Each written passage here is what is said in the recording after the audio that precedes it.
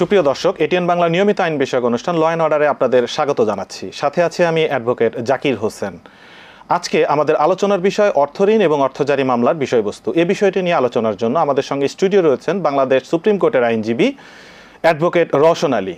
Advocate Rowshan Ali, আপনাকে আমাদের অনুষ্ঠানে স্বাগত জানাচ্ছি। আপনাকে এবং এটিএন বাংলাকে ধন্যবাদ জানাই আমাকে আমন্ত্রণ জানানোর জন্য। জি, শুরুতে আমরা আপনার কাছ থেকে জানতে চাইব যে অর্থঋণ মামলা বলতে আসলে আমরা কি বুঝি? অর্থঋণ মামলা হচ্ছে সাধারণত যখন কোনো ব্যক্তি বা প্রতিষ্ঠান কোনো ব্যাংক থেকে বা কোনো ফাইন্যান্সিয়াল ইনস্টিটিউশন অর্থাৎ আর্থিক প্রতিষ্ঠান যারা লোন দিয়ে থাকে তাদের কাছ থেকে যখন কোনো ঋণ গ্রহণ করে থাকে কোনো ব্যক্তি বা প্রতিষ্ঠান, সেই ঋণ একটা নির্দিষ্ট সময়ের মধ্যে পরিশোধ করার শিডিউল থাকে। সেই নির্দিষ্ট সময়ের মধ্যে যদি সেই ব্যক্তি বা প্রতিষ্ঠান সেই ঋণটা পরিশোধ করতে ব্যর্থ হয়, তখন ব্যাংক বা আর্থিক প্রতিষ্ঠান অর্থাৎ ফাইন্যান্সিয়াল ইনস্টিটিউশন তখন তাদের সেই ঋণের টাকাটা আদায় করার জন্য যেই মামলা দায়ের করেন সেটাকে আমরা বলে থাকি অর্থঋণ মামলা। এই অর্থঋণ মামলা এবং অর্থজারি মামলা, এই দুটার মাঝে পার্থক্যগুলো কি কি? সাধারণত যখন অর্থঋণ মামলা কোনো ব্যাংক বা আর্থিক প্রতিষ্ঠান দায়ের করে থাকে, সেই মামলায় যখন রায় হয়ে যায়, অর্থঋণ মামলায় যখন রায় হয়ে যায়, যেটাকে আমরা বলি জাজমেন্ট এন্ড ডিক্রি, এই রায়টা বাস্তবায়ন করার জন্য বা এই রায়টাকে জারি করার জন্য আরেকটা মামলা দায়ের করতে এবং সেইটা একই আদালতে করতে হবে। যেই অর্থঋণ আদালতে মামলাটা দায়ের হয়েছিল শুরুতেই, যেই কোর্ট এই রায়টা দিয়েছিলেন ওই একই কোর্টে জারি করার জন্য বা বাস্তবায়ন করার জন্য যেই মামলা পরবর্তীতে করা হয় সেটাকে আমরা বলি অর্থজারি মামলা। অর্থাৎ আমরা বলতে পারি যে টাকা রিকভারির জন্য ব্যাংক প্রতিষ্ঠান বা আর্থিক প্রতিষ্ঠান যে মামলা দায়ের করেন সেটার প্রথম ধাপ হচ্ছে অর্থঋণ মামলা, আর দ্বিতীয় ধাপে সেটাকে জারি করার জন্য যে রায় পরবর্তী যে মামলাটা করা হয় সেটাকে জারি মামলা হিসেবে আমরা চিহ্নিত করতে পারি। তাহলে তো আমরা যে একটা বিষয় জেনে গেলাম আপনার আলোচনা থেকে যে ব্যাংক বা আর্থিক প্রতিষ্ঠান হচ্ছেন এই মামলাগুলোর বাদী। তাহলে এক্ষেত্রে বিবাদী বা আসামি হচ্ছেন কারা? ব্যাংক থেকে বা আর্থিক প্রতিষ্ঠান থেকে যখন কেউ ঋণ গ্রহণ করেন থাকেন তখন কিন্তু প্রধান যিনি ঋণ গ্রহীতা থাকেন তাকে আমরা বলি বরোয়ার। তাহলে যিনি ঋণটা গ্রহণ করলেন তাকেই কিন্তু ঋণটা ফেরত দিতে হয়, লায়াবিলিটিটা তারই বেশি থাকে।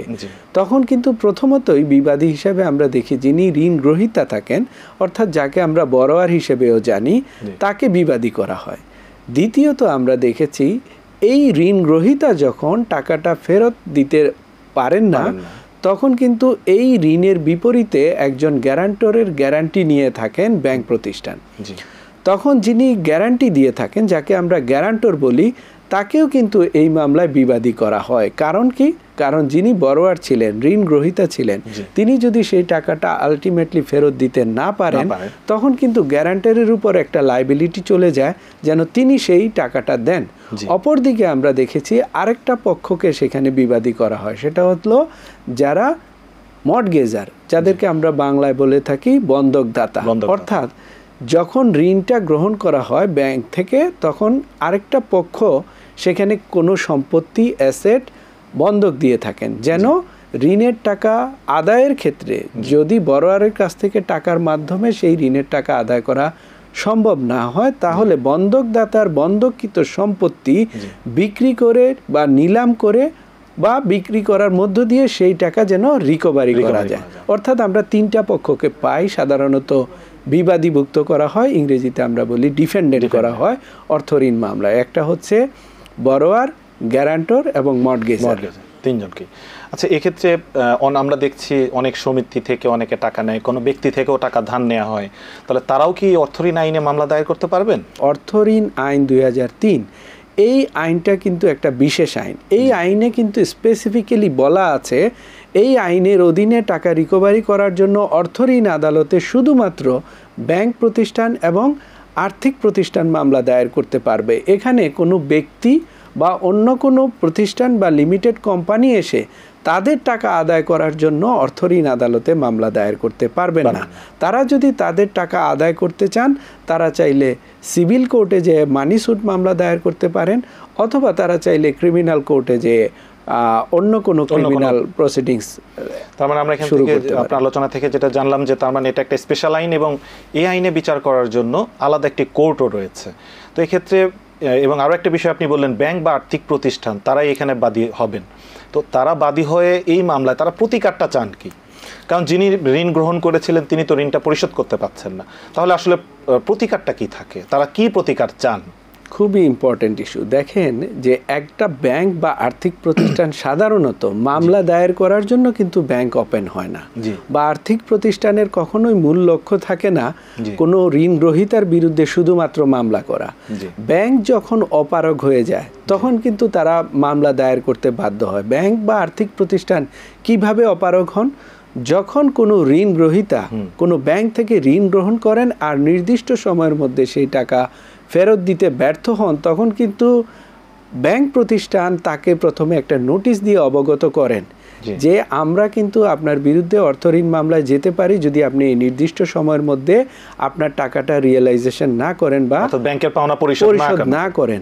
এছাড়া আমরা দেখেছি অর্থঋণ আইনে কিন্তু বিধান রয়েছে অর্থঋণ মামলা দায়ের করার পূর্বে ব্যাংক প্রতিষ্ঠান বা আর্থিক প্রতিষ্ঠান একটা নিলাম চেষ্টা করবে, একটা বিক্রয়ের প্রক্রিয়া চেষ্টা করবে যে সম্পত্তি মর্টগেজ রাখা হয়েছে, বন্ধক রাখা হয়েছে, সেটাকে বিক্রির চেষ্টা না করে সাধারণত ব্যাংক বা আর্থিক প্রতিষ্ঠান সরাসরি অর্থঋণ আদালতে মামলা দায়ের করতে পারেন না।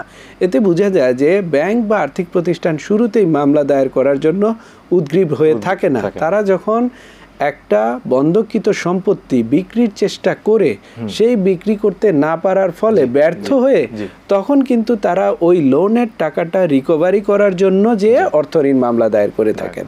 তাহলে দাঁড়াচ্ছে যে একটা ব্যাংক বা আর্থিক প্রতিষ্ঠান তাদের ঋণের টাকা রিকভারি করার জন্য সর্বশেষ চেষ্টাটা হচ্ছে অর্থঋণ মামলা।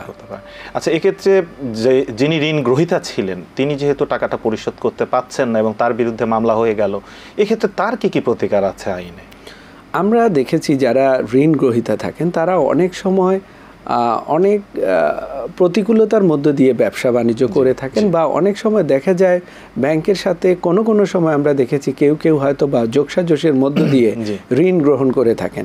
এই ঋণগুলা এই যে ব্যাড লোন বলে থাকে, এই লোনগুলো অনেক সময় আর ব্যাংক সময় মতো রিকভারি করতে পারে না, বা যারা ঋণ নিয়ে থাকেন তারাও পরিশোধ করতে পারে না। আবার অনেক সময় আমরা দেখেছি ব্যাংকের অনেক অসাধু কর্মকর্তা রয়েছেন যারা কিন্তু এই সুযোগগুলা নিয়ে অনেক লোন দিয়ে থাকেন, পরবর্তীতে এই লোনগুলা আদায় হয়ে থাকে না।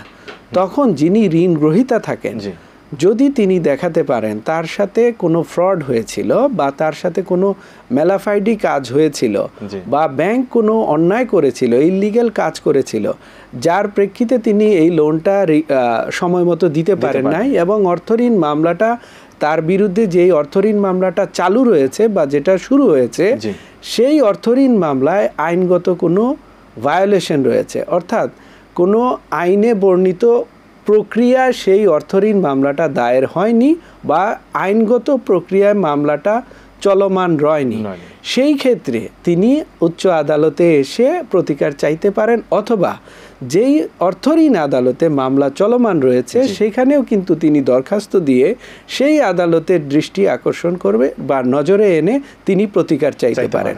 আর ওই আদালতে তিনি যদি দরখাস্ত দেওয়ার পরেও সেখানে প্রতিকার না পান, সেক্ষেত্রে তিনি চাইলে উচ্চ আদালতে হাইকোর্ট ডিভিশনে এসে রিট পিটিশন দায়ের করার মধ্য দিয়ে প্রতিকার চাইতে পারেন। তাহলে আর্থিক প্রতিষ্ঠানগুলোর ক্ষেত্রে যেমন একটা সুবিধা দেওয়া আছে, ঠিক তেমনি ঋণ গ্রহীতার ক্ষেত্রেও আইনে উভয় পক্ষের সুবিধা দেওয়া আছে।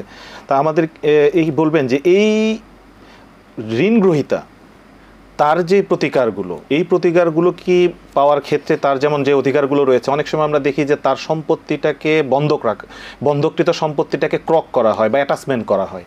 এই অ্যাটাচমেন্ট বা ক্রক এটা যদি করা হয়, এটার বিষয়ে কোনো প্রতিকার আছে কিনা বা এটা ব্যাংক করতে পারেন কিনা? অর্থঋণ মামলা যখন চলমান থাকে অনেক সময় যারা ঋণ গ্রহীতা থাকেন বা যারা মর্টগেজ দিয়ে থাকেন, বন্ধকদাতা থাকেন, তারা বিষয়টাকে খুব একটা গুরুত্ব দেন না, কারণ তারা মনে করেন অর্থঋণ মামলা হয়েছে, চলার জন্য চলছে, আমাদেরকে অ্যারেস্ট করছে না, যার কারণে তারা খুব একটা গুরুত্ব না দেওয়ার ফলে অর্থঋণ মামলায় রায় হয়ে যায়। রায় হয়ে যাওয়ার প্রেক্ষিতে আমরা দেখেছি যখন জারি মামলায় সেটা রূপান্তরিত হয় বা জারি মামলা চলমান হয়, সেইখানে বন্ধককৃত সম্পত্তিটাকে অ্যাটাচ করার জন্য বা অকশন করার জন্য অর্ডার হয়ে থাকে বা সার্টিফিকেট ইস্যু করার জন্য ব্যাংক দরখাস্ত দিয়ে থাকেন। এই পর্যায়ে যদি বন্ধকদাতা মনে করেন বা যিনি বড়োয়ার থাকেন তিনি যদি মনে করেন যে আমার যে সম্পত্তিটাকে অ্যাটাচ করা হচ্ছে বা সেটাকে সার্টিফিকেট দিয়ে আগামীতে দখল নিয়ে যাবে ব্যাংক, এই পর্যায়ে তিনি যদি সেই আদেশটাকে স্টে করতে চান, সেই ক্ষেত্রে তাকে দেখাতে হবে অবশ্যই যে মামলায় যেই ধারাগুলায় রয়েছে যেইভাবে নির্দিষ্ট প্রক্রিয়ায় অ্যাপ্লিকেশন দিয়ে অ্যাটাচ করতে হবে বা সার্টিফিকেট ইস্যু করতে হবে, সেখানে আইনের ব্যত্যয় হয়েছে, ইললিগাল অ্যাক্ট হয়েছে বা উইদাউট লফুল অথরিটি একটা কাজ করা হয়েছে, এইরকম যদি কোনো আইনের ভায়োলেশন দেখানো যায় বা তার সাথে ফ্রড হয়েছে সেটা দেখানো যায় বা মেলাফাইডি কোনো কাজ হয়েছে এই মামলার মধ্যে, এরকম যদি কিছু দেখানো যায় বা আমরা দেখেছি যদি দেখানো যায় উইদাউট জুরিসডিকশন, অর্থঋণ আদালত একটা অর্ডার দিয়ে দিয়েছেন যার মধ্য দিয়ে তার এখতিয়ার নাই, তারপরে সেটা অ্যাটাচের দিকে যাচ্ছে বা সার্টিফিকেট ইস্যু হয়ে যাচ্ছে বা তাকে দখল ছেড়ে দেওয়ার জন্য একটা অর্ডার হয়েছে, এইরকম ইস্যুতে উচ্চ আদালতে এসে তিনি প্রতিকার চাইতে পারেন। এই অর্থঋণ মামলায় রায় হয়ে গেলে তখন কি কি করার আছে একজন ঋণ গ্রহীতার, বা রায় পরবর্তী করণীয়গুলো কি কি? আইনে স্টেট কার্ড মানে সরাসরি একটা প্রতিকারের কথা বলা রয়েছে। যদি অর্থঋণ মামলায় রায় হয়ে যায়, সেই রায়ে যদি তিনি সংক্ষুব্ধ হন, তাহলে তিনি কিন্তু এই রায়ের বিরুদ্ধে একটা আপিল দায়ের করতে পারেন। সেটার জন্য তাকে 50% টাকা জমা দিয়ে আপিল করতে হবে। কিন্তু আমরা দেখেছি সাধারণত যারা লোন নিয়ে থাকেন তারা কিন্তু টাকাটা নেন ব্যবসা করার জন্য, তো তাদের কাছে সাধারণত টাকা থাকে না যে 50% টাকা জমা দিয়ে আপিল করতে পারবেন। তো যদি আমরা ধরে নেই একটা মামলায় 10 কোটি টাকার রায় হয়েছে, সেই ক্ষেত্রে তাকে কিন্তু 50% টাকা দিতে হবে 5 কোটি টাকা। তো 5 কোটি টাকা দিয়ে তিনি যখন হাইকোর্ট ডিভিশনে আপিল করবেন আর তার কাছে যদি 5 কোটি টাকার মতো থাকেই, তাহলে সে কিন্তু ঋণের জন্য আসতো না। এই ক্ষেত্রে এটা একটা তার জন্য কঠিন কাজ হয়ে যায়।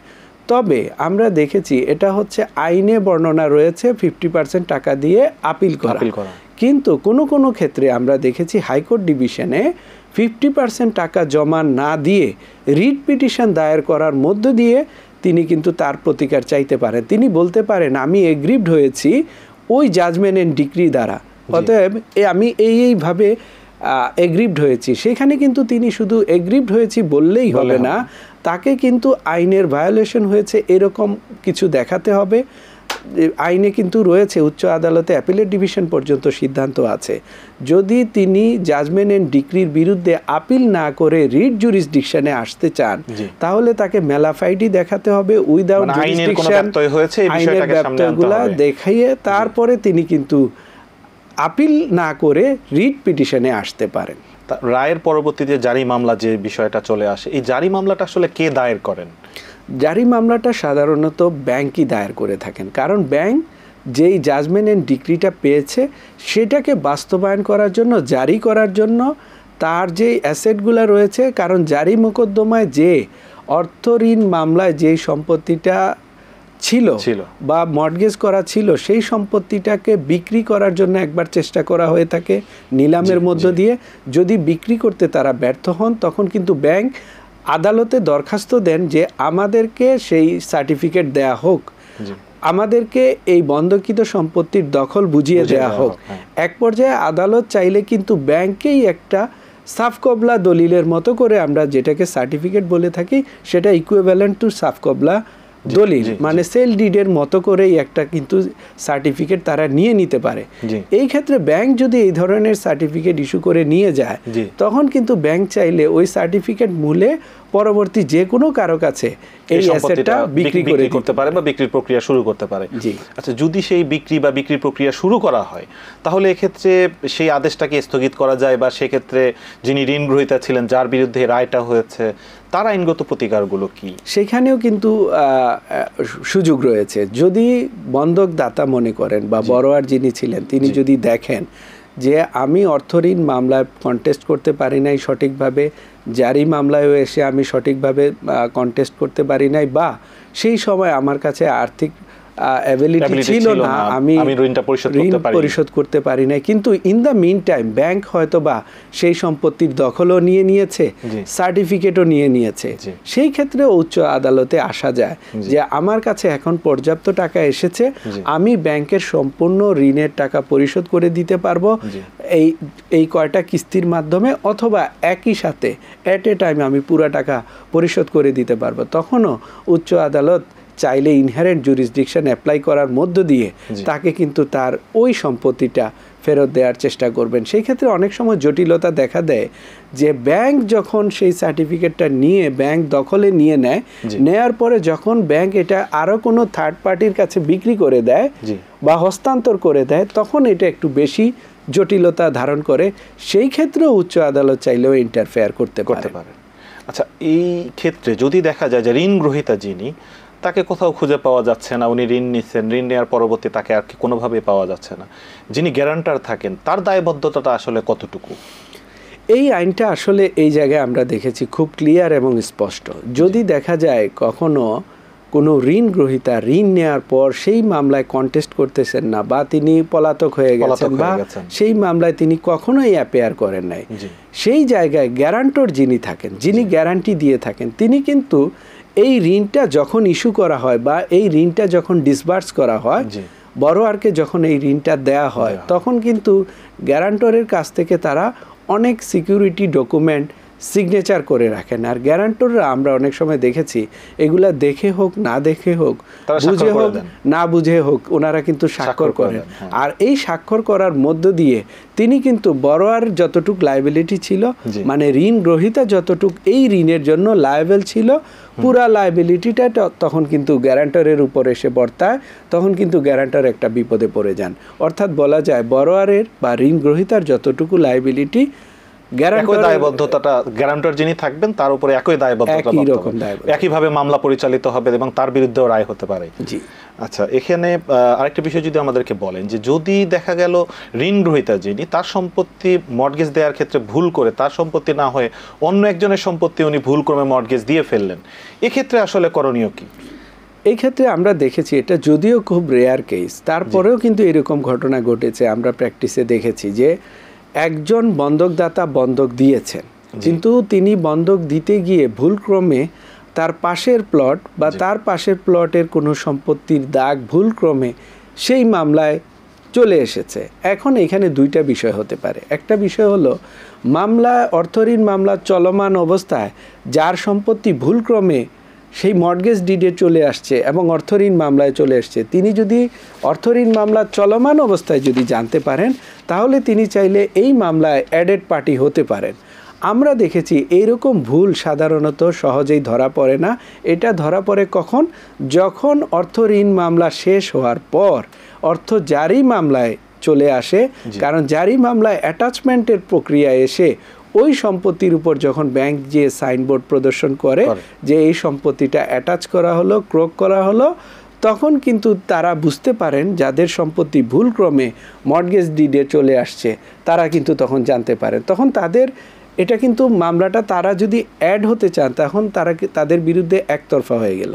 তখন তারা চাইলে 10% টাকা জমা দিয়ে সেখানে মামলায় পক্ষভুক্ত হয়ে তারা তাদের মামলা সেখানে প্রেজেন্ট করতে পারেন, বুঝাতে পারেন আদালতকে যে আমাদের এই সম্পত্তি ভুলক্রমে সেখানে চলে আসছে। যদি এই ক্ষেত্রে দেখা যায় যে না, তাদের সেই অ্যাবিলিটিটা নাই এবং এটা প্রতারণার মধ্য দিয়ে তাদের সেই সম্পত্তিটা সেখানে ইনক্লুড করা হয়েছে, সেই ক্ষেত্রে তারাও চাইলে এখানেও উচ্চ আদালতের শরণাপন্ন হতে পারেন। রিট পিটিশন দায়ের করার মধ্য দিয়ে তারা চাইলে তাদের প্রতিকার চাইতে পারে।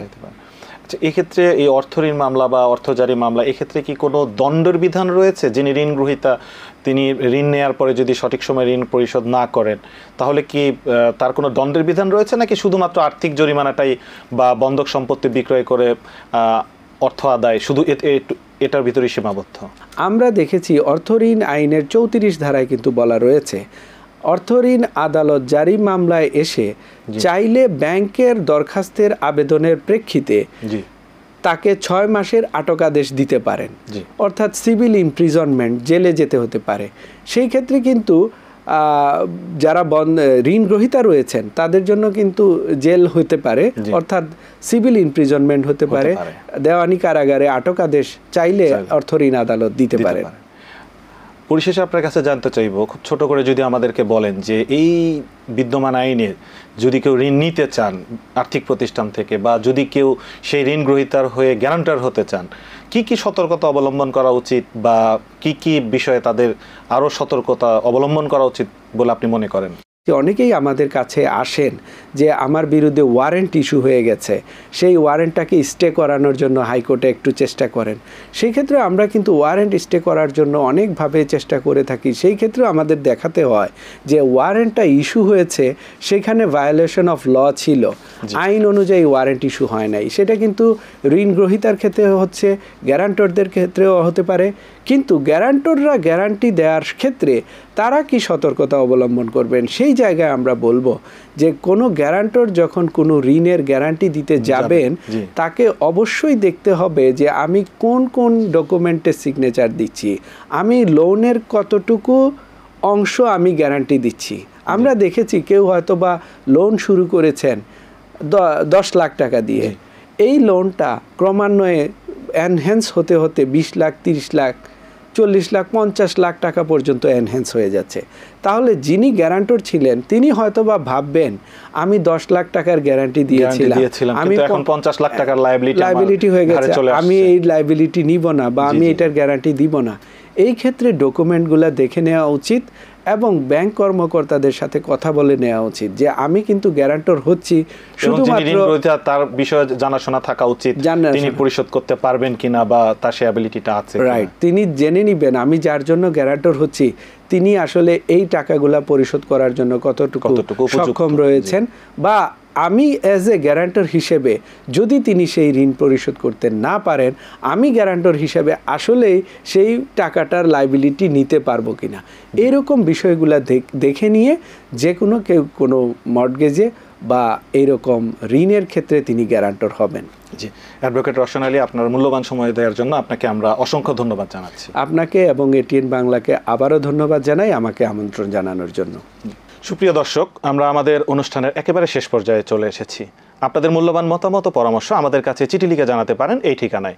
পরিচালক, law and order, ATN Bangla, ওয়াসা ভবন, 2য় তলা, 98 কাজী নজরুল ইসলাম অ্যাভিনিউ, কারওয়ানবাজার, ঢাকা 1215।